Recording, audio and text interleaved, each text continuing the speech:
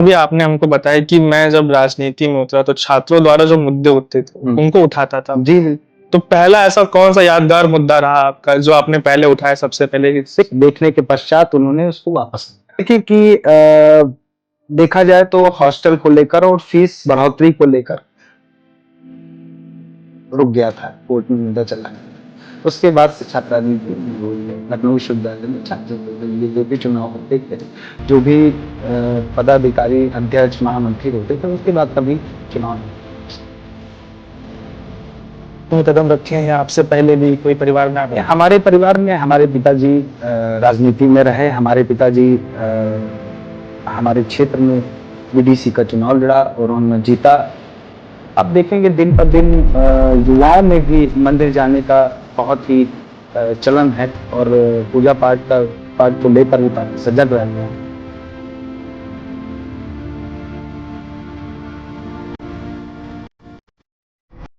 और ये देखा जाए तो आदरणीय नरेंद्र मोदी जी, आदरणीय योगी जी के नेतृत्व में जो हमारी सरकारें काम कर रही हैं वो सब उन्हीं का देन है। पेट का एग्जाम होता है, हम लोग देखते हैं पेट का। मैं यहाँ बैठा हूँ, पेट का एग्जाम हो रहा है, मेरा सेंटर भेज देंगे तमिलनाडु, इतना दूर सेंटर भेज देंगे। तो कहीं ना कहीं युवा इस वक्त कुछ चीजें फेस कर रहा है। नमस्कार अनफिल्टर देसी टॉक की जनता, मैं हूं प्रभजीत सिंह और स्वागत है आपका हमारे आज के एपिसोड में, जहां हम आपको दिखाते हैं सच का आईना। और इस सच की शुरुआत आज हम करने जा रहे हैं भाजपा युवा मोर्चा के प्रदेश कार्य समिति सदस्य अमन सिंह चौहान जी के साथ। नमस्कार अमन जी। नमस्कार। पहले तो बहुत बहुत स्वागत है आपका हमारे इस चैनल पे। और सवाल तो मैं ढेर सारे लेकर आया हूँ आपके लिए। उस सवालों से पहले मैं जानना ये चाहूंगा, मैं क्या हमारी जनता ये जानना चाहिए कि कैसे आपने राजनीति में कदम रखा, क्या आपका राजनीति का इतिहास रहा और क्या मन में आया कि मैं राजनीति में अब उतरना चाहता हूँ? देखिए, मैं अपने विद्यार्थी जीवन में जब मौजूद था तब हमारे क्लास के टीचर ने सभी बच्चों से एक सवाल कर रहे थे कि भविष्य में आप क्या बनना चाहते हैं। क्लास में लमसम 99% लोगों का आंसर सेम था, पर उसमें एक आंसर मेरा वो अलग था। मैंने कहा मुझे लीडर बनना है और मुझे नेतृत्व करना है, लोगों की सेवा करना है। तो ये सवाल वहां से पुट हुआ और मैंने भविष्य में इसको अपनाया। तो जब राजनीति की शुरुआत, जैसे अभी आपका जो पद है प्रदेश कार्य समिति सदस्य का है, भाजपा युवा मोर्चा में आप प्रदेश कार्य समिति के सदस्य हैं, तो इसी पद से आपने शुरुआत की कि इससे पहले आपके पास कोई और पद था? देखिए, मैं पार्टी में विभिन्न दायित्वों पर निर्वहन किया और इससे पहले मैं छात्र राजनीति में जब अपने विद्यार्थी जीवन का कार्यकाल निभा के 12th में एक बाद जो आप कॉलेज लाइफ में जाते हैं, तो मैं जब उसमें पदार्पण किया तो मैंने एबीवीपी की इकाई से जुड़ते हुए काम करना प्रारंभ किया और छात्र राजनीति में पदार्पण किया अपना। मैं छात्रों के द्वारा जो मुद्दे होते थे उनको उठाने का प्रयास किया, उनके लिए लड़ने का प्रयास किया। उन सभी मुद्दाओं को लेकर मैंने छात्र राजनीति में अपना पदार्पण किया। उसी के बाद से धीरे धीरे जब मैंने उन एबीवीपी इकाई से काम करते हुए भाजपा से भी जुड़ा, भाजपा से जुड़ने के बाद मैंने भाजपा में जिला संयोजक रहा जिले का, फिर जिला अध्यक्ष के दायित्व को सुशोभित किया। उसके बाद प्रदेश कार्य समिति सदस्य युवा मोर्चा का रहा और पार्टी ने कई मंडलों का प्रभार दिया अपने लखनऊ जिले में। और उसके बाद युवा मोर्चा की तरफ से विधानसभा में और ऐसे कई जिलों में प्रवास दिया गया, लगभग 20 के ऊपर प्रवास दिया गया। तो पार्टी ने जो हमारी पहचान और जो चीजें बनाई, आज उन्हीं के द्वारा हमारी पहचान है। पार्टी ने हम लोगों को जिस दायित्व को दिया उसको निष्ठावान तरीके से हम कार्यकर्ता के रूप में उसको निर्वहन किया। जैसा भी आपने हमको बताया कि मैं जब राजनीति में उतरा तो छात्रों द्वारा जो मुद्दे होते थे उनको उठाता था। जी बिल्कुल। तो पहला ऐसा कौन सा यादगार मुद्दा रहा आपका जो आपने पहले उठाया सबसे पहले? देखिए कि देखा जाए तो हॉस्टल को लेकर और फीस बढ़ोतरी को लेकर लगातार छात्रों में असंतोष की भावना रहती थी और कुछ आंदोलन हम लोगों ने इस समय करंट सरकार में हमारे माननीय मंत्री हैं दानिश आज़ाद अंसारी जी। और उस समय दानिश जी के साथ मैंने एक आंदोलन किया था जिसमें कुलपति का घेराव किया था। और उसमें क्या हुआ था, वो आंदोलन काफ़ी उग्र रूप ले लिया था। और छात्रों के हितों के लिए फीस बढ़ोतरी के चक्कर में हम लोग कुलपति से मिलना चाह रहे थे, कुलपति मिलने से इनकार कर रहे थे। लगातार ये सब मुद्दे जो थे हम लोगों के छात्रों के लिए थे। हम लोग बात करना चाह रहे थे पर कुलपति जी बात नहीं करना चाह रहे थे। फिर वो धीरे-धीरे छात्रों का उग्र रूप ले लिया और उसमें काफ़ी ज़्यादा आक्रामक रूप लिया, जिससे कारण जो है तोड़-फोड़ की भी स्थिति आ गई थी।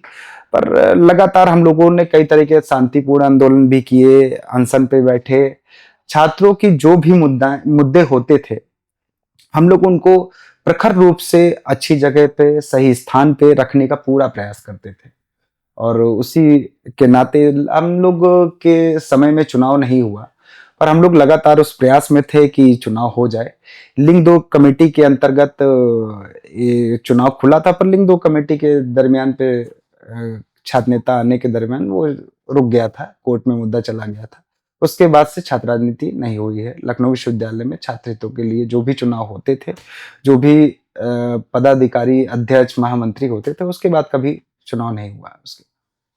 अच्छा, हम छात्रों की राजनीति के बारे में बात कर रहे हैं। काफी रील्स, काफी वीडियोस ऐसे चलते हैं जिसमें छात्र, आप आज की डेट में काफी यूनिवर्सिटी से जहाँ मतलब चुनाव होते हैं, आप तो देख भी रहे होंगे, काफी वायरल भी हुआ भाई। उसमें जो जीत रहा है डिफेंडर से जा रहा है, लौंडे से जा रहा है, बीएमडब्ल्यू से जा रहा है, क्योंकि काफी हाइप बन जाती है राजनीति में आने के बाद। राजनीति में आने के बाद वो एक चीज दिखाते हैं, दबदबा, शो ऑफ दिखाते हैं, ताकत दिखाते हैं, पावर दिखाते हैं, लेकिन वो राजनीति का असली मतलब नहीं समझ पाते हैं। हाँ, बिल्कुल, बिल्कुल। तो उस वक्त आपके टाइम पे भी क्या यही चीज थी? नहीं, हम लोग के समय में देखिए जो भी छात्र थे वो बहुत सामान्य वर्ग से आते थे और यूनिवर्सिटी में जो भी छात्र हितों के लिए लड़ाई लड़ता था वो सामान्य वर्ग परिवार से रहते थे। हम लोग भी एक सामान्य वर्ग परिवार से थे, जो उन मुद्दाओं को समझते हैं कि छात्र के विभिन्न जो दिक्कतें हैं, परेशानी है, एडमिशन लेने के। देखिए 12th क्लास जब आप विद्यार्थी जीवन में होते हैं, उसके बाद आप घर के बाहर निकलते हैं। अपने घर से कई किलोमीटर दूर लोग आते हैं, हॉस्टल लेते हैं, उसमें पढ़ाई करते हैं।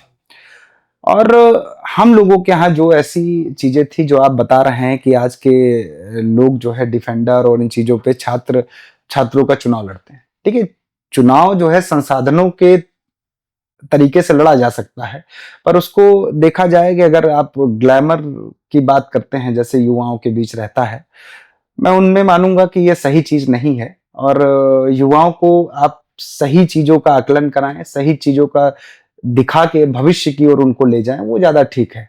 हम लोग जब रहते थे तो आंदोलन होते थे, छात्रों की हितों की लड़ाई होती थी। कभी भी गाड़ी घोड़ा के चक्कर में कभी छात्र पड़ा नहीं और छात्र नेता कभी पड़ा नहीं। हमेशा वो जो उनके मुद्दे होते थे उनके लिए लड़ाई लड़ता था। और जो आप ये आज के मुद्दे आप बता रहे हैं कि लोग जो है छात्र राजनीति करते हैं और बड़ी-बड़ी गाड़ियों से चलते हैं, हम लोग के समय में सब नॉर्मल था, ऐसा नहीं था। और अब की राजनीति में काफ़ी बदलाव हो चुका है। अच्छा, जैसे आपने अभी बताया समान वर्ग के परिवार से जैसे हम लोग निकल रहे हैं, राजनीति में उतर रहे हैं, तो आपके परिवार से क्या पहले व्यक्ति आप ही हैं जो राजनीति में कदम रखे हैं, या आपसे पहले भी कोई परिवार में आपके? हमारे परिवार में हमारे पिताजी राजनीति में रहे। हमारे पिताजी हमारे क्षेत्र में बीडीसी का चुनाव लड़ा और उन्होंने जीता। और उस बीडीसी के चुनाव के लड़ने में जीत हासिल करने के बाद भी उन्होंने काफ़ी क्षेत्र का विकास कराया। और वो भारतीय जनता पार्टी से जुड़े रहे, पार्टी में विभिन्न दायित्व रहे उनके। और उन्होंने जिला महामंत्री युवा मोर्चा रहे, फिर किसान मोर्चा में रहे, ऐसे विभिन्न दायित्वों पे पार्टी के में काम करते रहे। तो पापा को हमने देखते हुए पार्टी में हमने भारतीय जनता पार्टी में ही जुड़ने का पूरा मैंने मन बना रखा था शुरुआत से ही। मतलब आप स्टार्टिंग से ये सोच के चले थे कि अगर मैं राजनीति में जाऊंगा तो बीजेपी के साथ ही आगे बढ़ूंगा? हमारी विचारधारा ही वहीं से जुड़ती है और हमारी सनातन संस्कृति को लेकर जो पार्टी आगे बढ़ती है वो है भारतीय जनता पार्टी। अगर देखा जाए तो देश में भारतीय जनता पार्टी की सरकार आने के पश्चात देश में लोगों को जो है हिंदू धर्म के प्रति आस्था बढ़ी है। जो हमारी पूजा पाठ करने की पद्धति है वो लोगों में काफ़ी ज़्यादा बढ़ी है। आप देखेंगे दिन पर दिन युवाओं में भी मंदिर जाने का बहुत ही चलन है और पूजा पाठ को लेकर वो काफ़ी सजग रहते हैं। और ये देखा जाए तो आदरणीय नरेंद्र मोदी जी, आदरणीय योगी जी हाँ, के नेतृत्व में जो हमारी सरकारें काम कर रही हैं, वो सब उन्हीं का देन है। जब आपने जो जवाब दिया, मैं तो पहली बात बहुत जवाब से खुश हुआ कि हाँ, युवा लोग मंदिर-वंदिर जा रहे हैं, अपनी संस्कृति समझ रहे हैं। जी, जी। ठीक है, चीज़ें आगे बढ़ रही हैं। लेकिन बीजेपी के आने के बाद बीजेपी के ऊपर सबसे बड़ा जो आरोप ये लग रहा है कि भले युवा अपनी संस्कृति समझ रहे हैं, चीज़ों को लेके आगे बढ़ रहे हैं, भाई मंदिर जा रहे हैं, अपने धर्म को समझ रहे हैं, सनातन को समझ रहे हैं, लेकिन कहीं न कहीं उनके मन में कट्टरपंथ भी पैदा हो रहा है। नहीं, कट्टरपंथ बिल्कुल नहीं पैदा हो रहा है। देखिए क्या है कि पहले की सरकारें जो रहती थी, वो कहीं न कहीं युवाओं को धर्म परिवर्तन के उस पे ले जाती थी कि हिंदू धर्म को लोगों को जानने नहीं देती थी। आज का युवा बच्चा जब जन्म लेता है, तो उसको कम से कम जो हमारी संस्कृति है उसके उसके तरीके से उसको उसका जन्म होता है और उसको अपने घर जब लाया जाता है, तो अति उत्साह और पूजा पाठ के तरीके से लाया जाता है। धीरे-धीरे ये चीज़ें खत्म हो चुकी थी पिछली सरकारों में। लोग जो है अपनी संस्कृति को भूल चुके थे। लोग मंदिर में भीड़ आप देख रहे होंगे तो कम हो चुकी थी। पर आज की डेट में अगर इस सरकार के आने के पश्चात हमारी संस्कृति में बढ़ावा है, हिंदू धर्म में कट्टरता नहीं कहेंगे, हमारे जितने हिंदू धर्म के लोग हैं, इतने सरल और सज्जन रहते हैं, वो कभी भी मार काटने की बात नहीं करते। हमेशा जोड़ने की बात करते हैं। ये पहले ऐसा नहीं था, पर आज के समय में आप देखेंगे कि हमारी संस्कृति के जो भी लोग हैं, वो हमेशा भाईचारे की बात करते हैं, जोड़ के रखते हैं एक-दूसरे को। नहीं, मैं आपकी इस चीज़ से बिल्कुल सहमत हूँ कि हमारे संस्कृति के लोग हैं, वो जोड़ने की बात करते हैं, मार काटने की बात नहीं करते हैं। चीज़ें वैसी नहीं है। दूसरी चीज़ अब भारतीय जनता पार्टी की नज़र में युवा के लिए सबसे बड़ी ज़रूरत क्या है? देखिए, भारतीय जनता पार्टी लगातार युवाओं के लिए काम कर रही है और देखा जाए तो मोदी जी ने जो हमारा जो विकसित भारत है 2047 का जो उन्होंने टारगेट ले रखा है, उसमें युवाओं की प्रचंड रूप में जो देखा जाए तो बहुत बड़ी भागीदारी है। अगर युवा हमारा देश के साथ काम कंधे से कंधा मिला के काम कर रहा है, तभी 2047 का सपना पूरा हो पाएगा। और ये भारतीय जनता पार्टी की सरकारें जो हमारी पार्टी है वो बखूबी समझती है। हमारे नेतृत्व 45 वर्ष की आयु में राष्ट्रीय अध्यक्ष हमारा आ चुका है। तो आप इसी से भविष्य के लिए आप देख सकते हैं कि हमारी भारतीय जनता पार्टी अगर 45 वर्ष का आयु का राष्ट्रीय अध्यक्ष दे सकती है, तो नीचे भविष्य के लिए लीडरशिप बहुत ही अच्छी तैयार होगी और भविष्य देखा जाए तो भारतीय जनता पार्टी में युवाओं का अच्छा है। नहीं, वो तो मैं समझ रहा हूँ कि भविष्य चलिए अच्छा है युवाओं के लिए, लेकिन काफ़ी ऐसी न्यूज़, काफ़ी ऐसे प्लेटफ़ॉर्म्स पे हम लोगों ने देखा और काफ़ी ऐसे मुद्दे भी काफ़ी गर्म हुए, जिसमें युवाओं को पहली चीज़ नौकरी ना मिलना, जिसकी शिकायतें काफ़ी हो रही थी। दूसरी चीज़ पेपर लीक हो जाना, एग्ज़ाम कैंसल हो जाना और युवाओं को काफ़ी बैकलैश फेस करना। युवा इस चीज़ से भटक रहे कि उनका एग्ज़ाम होने जा रहा है, पर उनको डर सबसे बड़ा यही है कि कहीं पेपर लीक ना हो जाए। पेपर लीक हो जाएगा तो उनको भैया नौकरी नहीं मिल पाएगी, एग्ज़ाम कैंसल हो जाएंगे। इतनी दूर-दूर सेंटर जाते हैं युवाओं के। पेट का एग्ज़ाम होता है, हम लोग देखते हैं पेट का, मैं यहाँ बैठा हूँ, पेट का एग्ज़ाम हो रहा है, मेरा सेंटर भेज देंगे तमिलनाडु। इतना दूर सेंटर भेज देंगे। तो कहीं ना कहीं युवा इस वक्त कुछ चीजें फेस कर रहा है। क्या भारतीय जनता पार्टी इस चीज को देख रही है, समझ रही है, इसका सुधार लाने के बारे में सोच रही है कि नहीं सोच रही है? देखिए, सुधार की आवश्यकता जो आपने बताया है, पिछली सरकारों में एक भी सफलताएं नौकरी से रिलेटेड नहीं हासिल हो रही थी और ये जो पेपर लीक का मामला आप लोग उठा रहे हैं, उसमें मैं एक ही शब्द कहना चाहूँगा कि ये षड्यंत्रकारी लोग हैं जो सरकार को बदनाम करना चाहते हैं। इसलिए पूरी प्रक्रिया होने के पश्चात किसी न किसी तरीके से जो इस तरह के मामलों में संलिप्त होते हैं, उनको उनके ऊपर सरकार कड़ी कार्रवाई करती है और भविष्य में ऐसी चीजें ना हो सके, इसलिए हम लोग ने आगामी जो अभी पुलिस की भर्तियां थी, देखिए बहुत अच्छे से पेपर कराया, सब कुछ कराया और ऐसा कोई मुद्दा नहीं आया कि पेपर लीक का मामला रहा उसमें। अच्छे से सफलतापूर्वक हम लोगों ने पेपर कराया। और रही बात कि बच्चों का सेंटर दूर जाता है, देखिए बच्चों का सेंटर दूर जाता है, ये आपके नाते हो रहा है, पर ये देखा जाए तो कहीं ना कहीं देश के भविष्य को लेकर कई पेपर होते हैं और उसमें अगर आपसी आसपास पेपर होंगे तो आपका और हमारा ताल्लुकात निकलेगा जरूर और हम आपकी मदद करेंगे। अगर हम मदद करके किसी को पास करा सकेंगे और किसी न किसी तरीके से उनको हेल्प कर सकेंगे और वो ऐसे पास हो जाएंगे तो देश के लिए खतरा है। इसलिए भविष्य को देखते हुए हम लोग थोड़ा दूरी पे उसको देते हैं सेंटर, ताकि ठीक जगह पे रहे और कोई आपसे ताल्लुकात ना रहे और अपना पेपर आप स्वयं देते रहें, ताकि उसमें कोई अपनी भागीदारी ना सुनिश्चित करे। इसलिए ऐसे मुद्दे होते हैं। अच्छा, युवा मोर्चा के साथ, भारतीय जनता पार्टी युवा मोर्चा के साथ आप हैं, हम्म, जो आपका युवा मोर्चा है वो युवाओं के लिए कैसे काम कर रहा है? राजनीति में जो जो युवा राजनीति में कदम रखना चाह रहे हैं उनके लिए कैसे काम कर रहा है? कैसे आप उनको देख रहे हैं, कैसे उनको जोड़ रहे हैं पार्टी में, कैसे उनको आप दिशा निर्देश दे रहे हैं, तो कैसे काम कर रहे हैं वो? देखिए मैं पार्टी हमारी 2014 के आसपास जब सक्रिय सदस्यता का कार्यक्रम चलाई थी, सदस्यता अभियान चलाई थी, इस समय हमारी पार्टी विश्व की सबसे बड़ी पार्टी है संगठन के रूप में और करोड़ों करोड़ों कार्यकर्ता हैं हमारे इसके। कुछ लोग को जैसे पार्टी के कार्यकर्ता घर घर जाके बनाते हैं किसी को सदस्य, पर कुछ लोग स्वयं में ललायित होते हैं कि मैं भारतीय जनता पार्टी की सदस्यता हासिल करूं। मैं भारतीय जनता युवा मोर्चा का जब जिला अध्यक्ष था तो मैंने ऐसा देखा कि युवाओं में काफी ऊर्जा है, उमंग है, वो कुछ जुड़ना चाह रहे थे। ऐसा हुआ कि युवा के साथ साथ 40 वर्ष की आयु पार करे हुए लोग भी हमारे पास आने लगे और उन्होंने कहा कि मुझे भारतीय जनता पार्टी में जुड़ना। तो देखा जाए तो आदरणीय मोदी जी के द्वारा जो कार्य करे जा रहे थे और उनसे वो लोग काफी अच्छा गुड फील कर रहे थे, इस कारण जो है वो जुड़ना चाह रहे थे पार्टी से।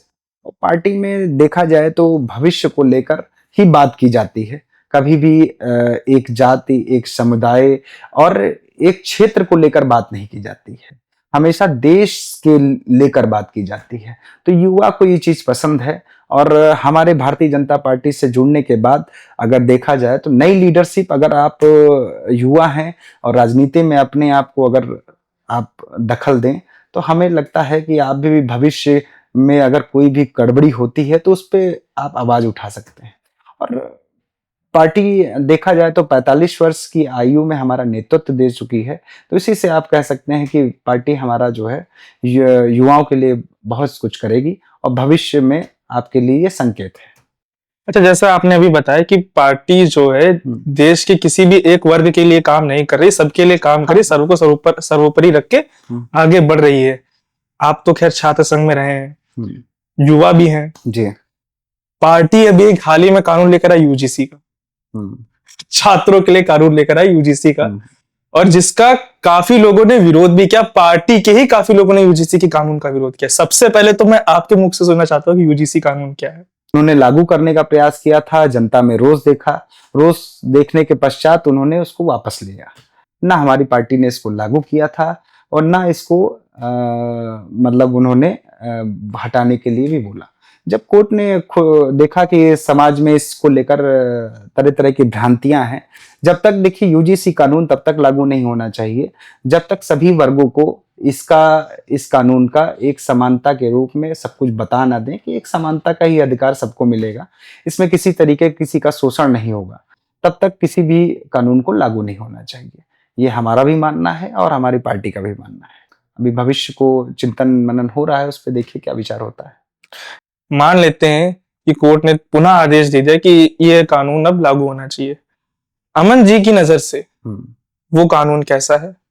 वो कानून युवाओं के लिए सही है कि नहीं? देखिए, मैंने कहा कि ना कोई भी कानून ऐसे नहीं लागू होना चाहिए। पहले उसका एक प्रोविजन होना चाहिए कि युवाओं के बीच अगर आपको लागू करना है, छात्रों के बीच इसको लागू करना है, तो ये उनके लिए कैसा कारीगर है। कुल मिला के अगर यूजीसी आपको कानून लागू करना है तो आप छात्रों के लिए कैसा कानून है, उनके इसमें निगेटिव और पॉजिटिव दोनों चीज़ों का अध्ययन करा के और देश के सामने इस मुद्दे को रखना चाहिए और फिर कानून को देखना चाहिए कैसा है युवाओं के लिए। अभी इस पे विचार चल रहा है, आगे देखते हैं क्या होता है। अब और आप और हम सब लोग उसी मुद्दे पे हैं, देखते हैं आगे क्या क्या है। ज़्यादातर लोगों का यही इस समय का मुद्दा है। चलिए, मतलब अब तो खैर वो जब आएगा बिल हाँ। तब देखा जाएगा। लेकिन मतलब मैं आपको वैसे बेसिकली बता रहा हूँ, जो लोगों के मन में डर है कि भैया इस कानून के तहत भाई जो पिछड़े वर्ग के लोग हैं वो गलत फायदा उठा के हम लोगों को फंसा सकते हैं। देखिए क्या है, इस देश में समानता का सभी को अधिकार है, किसी के तरीके से किसी को भेदभाव करने का अधिकार नहीं है। और हम भी इस मुद्दे को लेकर थे, हम लोग इंसान हैं और इंसानियत के मुद्दे को लेकर हमेशा आगे बढ़ते हैं। और कभी भी किसी में हम जहाँ पे आप बैठे हैं, मैं जहाँ पे निवास करता हूँ, मेरे से सभी जाति समुदाय के लोग जुड़े हुए हैं और सभी वर्ग के लोग जुड़े हुए हैं, सभी कास्ट के लोग जुड़े हुए हैं। मैं आपके चैनल के माध्यम से ही बोल रहा हूँ और ये सब लोग ज्यादातर जानते हैं कि मुझसे सभी वर्ग के लोग जुड़े हैं, काफी इसमें सम्मान करते हैं। मैं सभी के घर जाता हूँ और सब लोग मेरे यहाँ भी आते हैं और मेरे यहाँ भी समानता का ही सबको अधिकार है। आप आएंगे तो आप जहाँ बैठेंगे वैसे वहीं सब लोग बैठते हैं, सभी को एक समान मिठाई, एक समान पानी सबको दिया जाता है, किसी में कोई भेदभाव नहीं किया जाता है। तो मेरा भी मानना है कि जो भी इस तरीके की चीजें आती हैं तो उस पे एक काम जरूर करना चाहिए कि समानता का अधिकार सभी को होना चाहिए, किसी एक विशेष वर्ग को छात्रों के बीच नहीं बांटना चाहिए। बस मेरा यही मानना है। और यूजीसी कानून में अगर ऐसा कुछ है तो उसमें वो चिंतन हो रहा है, देखिए भविष्य के लिए क्या होता है। वो आप और हम यहीं पे बैठे हैं, काफी लोग इस पे आंदोलन कर रहे हैं। जब कोर्ट ने इसको प्रतिबंधित कर दिया है तो अभी रुके रहे। अच्छा, आप तो खैर छात्रों के बीच में बैठे हैं, अब कानून को हटाते हैं साइड में जी। और अब थोड़ी पढ़ाई की बात करते हैं। आपके समय पे और अभी भी आरक्षण एक मुद्दा बहुत गर्म चलता आ रहा है और बीजेपी के टाइम पे तो खासकर ये मुद्दा बीच बीच में गर्म होता रहता है। आरक्षण के बेसिस पे नौकरी मिलने पे कुछ लोगों को दिक्कत होती है, जो आरक्षण मिल रहा है लोगों को उस पर भी दिक्कत होती है। कहना ये होता है कि जैसे आरक्षण दिया जा रहा है, जिसको जरूरत है उसको आरक्षण नहीं मिल रहा है, बल्कि जो अब मजबूत हो चुके हैं उनको और वो आरक्षण का फायदा उठाए जा रहे हैं। क्या आपके टाइम पे और अभी भी आरक्षण अब धीरे धीरे उसका गलत फायदा उठाया जा रहा है, या उसमें संशोधन करना चाहिए, या कुछ उस पर भी विचार बनाना चाहिए आरक्षण को लेकर? देखिए ये देश और भविष्य को लेकर चीजें हैं और जो हमारी जो सरकारें हैं, जो सरकार में बैठे हुए हमारा नेतृत्व है, वो उस पे सही तरीके से चिंतन कर रहा है और जो भी देश के लिए उपयोग होगा वो सही दिशा में किया जाएगा। अगर आपको लग रहा है कि इस दिशा में कुछ भी गलत है तो उस पे भी उसको आगे लाके ही उस पे विचार किया जाएगा। बाकी अभी जो लागू है उस पे लागू हो है हमारे एज इट इज, उस पे कोई विचार किया नहीं जा रहा है। तो ऐसे मुद्दे जहां पे हैं वहीं पे स्थापित है। चलिए, वो तो एक अलग विषय हो गया आरक्षण वाला, ठीक है। अब लेकिन कहीं आप देखे हो अपने टाइम पे कुछ ऐसा हो या आपको अभी लगता हो, क्योंकि मैं एक हाल ही में इंटरव्यू लेकर आया हूं, तो उस पे मैं आपको बता दे रहा हूं, समाजवादी पार्टी के वरिष्ठ नेता का मैं इंटरव्यू लेकर आया, तो उन्होंने मुझे बताया कि अभी आरक्षण को और तगड़ी तरीके से लागू करना चाहिए, क्योंकि बीजेपी जो है सही तरीके से जो पिछड़े वर्ग के लोग हैं उन पर ध्यान नहीं दे रही है। कि क्या है कि जो हमारी विपक्ष के पार्टी के लोग हैं, अगर उनको ऐसा लगता है तो वो सरकारों में रहे हैं। वो अभी ऐसा नहीं है कि भविष्य में हमेशा विपक्ष में रहे, सरकारों में रहे हैं तो उनको इस पे विचार करना चाहिए था। अगर उनको ऐसा लग रहा है तो हमारी पार्टी को विचार के लिए जो है वो अपना सुझाव दें। और ऐसे विपक्ष में बैठकर अनलगर बातें करना शोभा नहीं देता है उनको। जब अगर उनको लग रहा है तो एक पार्टी को सुझाव दें, हमारी पार्टी उस पर विचार करेगी। अगर विचार करने योग्य बातें हैं, लागू करने योग्य बातें हैं तो लागू करेगी, बिल्कुल लागू करेगी। पर ऐसी बचकानी बातें करने उलझुल बातें करना, उनका काम है, वो लगातार अपने काम में माहिर हैं और करते आ रहे हैं। अच्छा, आप यहाँ बैठका बनाए हैं, लोग आपसे मिलने आते होंगे, जी। खासकर ज्यादातर युवा आपसे मिलने आते होंगे, जुड़ने आते होंगे कि भैया अमन भैया के पास चलेंगे, कुछ सीखने को मिलेगा, जी। राजनीति में आगे बढ़ेंगे। जैसे इंसान की पांचों उंगली बराबर नहीं है, हम्म। सभी जो युवा है एक जैसे नहीं आते होंगे। जी। आपके पास कुछ युवा ऐसे भी आते होंगे जिनको देख के आप ये तो भाव जाते होंगे कि हाँ, ये युवा अगर राजनीति में आ रहा है तो इसलिए नहीं आ रहा है कि सेवा करे, ये इसलिए आ रहा है कि वही हाइप बनाएगा अपनी, कुछ तो करेगा लेकिन सेवा नहीं देखिए करेगा। क्या है कि राजनीति में तरह तरह के लोग होते हैं, जैसे आपने बोला कि पांचों उंगलियां बराबर नहीं होती, इसी तरह से सबका आकलन सभी के लिए एक बराबर नहीं होता। तो हमारे ख्याल से अगर युवा भविष्य में अपनी चीजों को राजनीति से जोड़कर अपने भविष्य को देख रहा है कि हम देश के भविष्य में जो भी निर्णय होंगे उसमें मैं अपनी बात को रख सकता हूं, अगर वो जुड़ना चाहते हैं तो मैंने उनका स्वागत किया है हमेशा। और मैं एक बात को ध्यान रखता हूं कि नेता वही है जो अपने साथ साथ भी कई नेताओं को स्थापित करे। तो मैंने पहले भारतीय जनता पार्टी में जैसे जिला अध्यक्ष के दायित्व को मैंने संभाला, तो सर्वप्रथम मैंने भारतीय जनता पार्टी के कार्यकर्ता जो थे लगातार काम कर रहे थे पार्टी के हित के लिए और जुड़े हुए थे, पर उनको सही प्लेटफॉर्म नहीं मिल रहा था।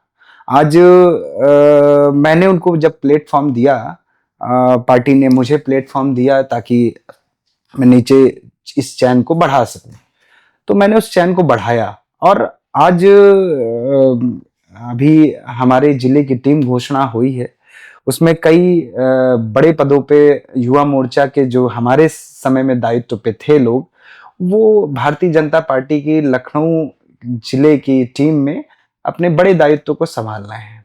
तो अभी हाल ही में कल ही घोषणा हुई है, इसमें से एक जिला महामंत्री के पद पे भी हैं और मैंने उनको अपने साथ भी जिला महामंत्री ही बनाया था युवा मोर्चा का। और ऐसे कई लोग हैं जो अभी भी युवा मोर्चा में काम कर रहे हैं, पर उनको राजनीति में एक वो प्लेटफॉर्म देने का कार्य हमारे द्वारा हुआ। पार्टी ने मुझे दायित्व दिया, मैंने उनको दायित्व दिया, पार्टी को मजबूत करने के लिए मैंने उन सभी को जोड़ा। तो देखा जाए तो मुद्दों के साथ काम करते हैं हम लोग, और पार्टी में इस तरीके से नहीं होते हैं कि अगर हमारा परिवार है, परिवार की तरीके से हम लोग काम करते हैं। अगर हमको किसी को परखने में गलती हुई है, पर उसको फिर हम लोग उसको जैसे कहते हैं ना कि परिवार में एक अभिभावक के तौर पर पिताजी डांटते हैं तो बच्चा एक बार सहमता है और अपनी चीजों में सुधार करने का प्रयास भी करता है। तो सेम यही पैटर्न हमारी भारतीय जनता पार्टी भी लागू करती है। हमारे अभिभावक के रूप में जो संगठन में नेतृत्व में ऊपर बैठे हुए लोग हैं, उनको लगता है ये कार्यकर्ता हमारा मुद्दों से भटक रहा है, अपनी पार्टी के हितों से भटक रहा है, अपनी जो उसकी मूल उसका नेचर है उससे भटक रहा है, तो हमारे अभिभावक हमको बुलाते हैं और उन चीज़ों से अवगत कराते हैं। उनको ठीक करने का भी कार्यकर्ता प्रयास करता है, और ताकि पार्टी के साथ कंधे से कंधा मिलाकर काम कर सके। और देखा जाए तो देश हित में भारतीय जनता पार्टी का रहना बहुत आवश्यक है। चलिए, फिलहाल तो बहुत गहरी गहरी बात है कि एक ऑफ द टॉपिक बात करना चाहूंगा मैं। एक ऑफ द टॉपिक बात ये रहेगी कि जैसे कुछ युवा है और अभी मेरे साइड का तो एक मैटर है, तो यहाँ भी मैं मैटर डिस्कस नहीं करूंगा, लेकिन उससे रिलेटेड बात हो जाएगी कि युवा जैसे अगर कभी शादी करने जाता है, सोचता है जो डॉरी सिस्टम होता है, दहेज मिल रहा है। सॉरी, क्या क्या बोला आपने? जैसे युवाओं की जैसे शादी वगैरह हो रही है, ठीक है, जो एक डॉरी सिस्टम चलता चला आ रहा है, दहेज वगैरह मिलता चला आ रहा है, युवा उनको आजकल गिफ्ट बोलते हैं, ठीक है, तोहफा बोलते हैं। अरे भैया, वो तो बहुत जरूरी होता है। उनको आप क्या संदेश देना चाहेंगे? देखिए, मैं उनको संदेश ये देना चाहूंगा कि आप अगर पढ़ लिख के समाज में मजबूत हो चुके हैं और किसी भी जगह से शादी कर रहे हैं, तो आप उनका भी चिंतन करिए कि वो इस खातिर अपनी बेटी को आपके लिए नहीं दे रहे हैं कि ताकि उसके साथ आपको सामान दे। मैंने भी अपनी शादी की है, जिला अध्यक्ष के दायित्व पे था तभी शादी की अपनी, और मैंने 1 रुपए दहेज के नाम पे कुछ नहीं लिया। तो मैं उनको भी बताना चाहूंगा कि आप अगर मजबूत हैं तो किसी से इस मुद्दे पे शादी मत करिए कि आप मुझे ये चीज़ें दीजिए, ये चीज़ें दीजिए। आप सिर्फ़ उनकी बेटी को एक्सेप्ट करिए, क्योंकि जीवन में अगर कोई आपके साथ चल सकता है, तो वो आपकी उनकी बेटी रहेगी। कुछ भी सामान लाएँगे तो कुछ पलों का रहता है, जिनकी आयु ही कम हो, उन चीज़ों को हम लोग लेकर क्या करेंगे? तो आप उनकी बेटी को एक्सेप्ट कर रहे हैं, बेटी को लाइए, परिवार में रखिए और परिवार की तरीके से उनको रखिए साथ में। देखिए कितना अच्छा आनंद आता है। अगर आपको ये लगता है कि हम कुछ सामान और चीज़ें लेकर अपनी चीज़ों को बहुत खुशहाली तरीके से जी पाएँगे, तो ये बहुत ही आपका गलत सोच है। मैं उन सभी युवाओं को संदेश देना चाहूँगा कि आप अर्थ से मजबूत हैं, चीज़ों से मजबूत हैं, तो बिल्कुल दहेज नहीं लेना चाहिए। और अगर आप अर्थ से मजबूत भी नहीं हैं, तो फिर भी नहीं दहेज लेना चाहिए। क्योंकि आप ये देखिए कि दो लोग जब मिलेंगे, तो दो एक-एक मिलके हो जाते हैं 11। तो आप 11 लोगों की पावर लेकर साथ में रहेंगे, तो आप जब काम करेंगे, तो दोनों लोगों की पावर काम करेगी। तो इस तरीके से काम करना चाहिए, ना कि कुछ गाड़ियों, कुछ पैसे की माँग करके। वो चंद पल के हैं, पर वो ज़िंदगी भर की कुंठा रहेगी आप उनके मन में। इसलिए उन चीज़ों से दूर रहें, तो हमारा प्रयास है कि युवा उन चीज़ों से बहुत दूर रहें। और समाज में आज की डेट में सब समानता का अधिकार हो चुका है और दहेज जैसी मुद्दे अब कम रह गए हैं। चलिए, आपसे अलविदा लेने से पहले हाँ। हमारे युवाओं के लिए, जो हमारी जनता के लिए, उनके लिए क्या संदेश आप देना चाहेंगे? देखिए, युवा के लिए मैं एक ही संदेश देना चाहूँगा कि युवा के हाथों में शक्ति होती है, युवा के हृदय में ऊर्जा होती है और युवा के पैरों में गति होती है और आँखों में सपने होते हैं। उन सभी चीज़ों को एक साथ जोड़ दें, तो युवा की परिभाषा पूर्ण होती है। तो मैं युवाओं को एक ही संदेश देना चाहूँगा कि अगर आपके अंदर गति है, ऊर्जा है, सपने हैं, आशा है, तो आप अपनी चीज़ों को भविष्य के लिए ललायित रहते हुए, काम करते हुए देश के हितों के लिए काम करिए, अच्छी चीज़ों में काम करिए, अपनी ऊर्जा को सही दिशा में लगाइए, कभी भी गलत चीज़ों में संलिप्त ना होइए, गलत तरीके से बढ़ने का प्रयास मत कीजिए।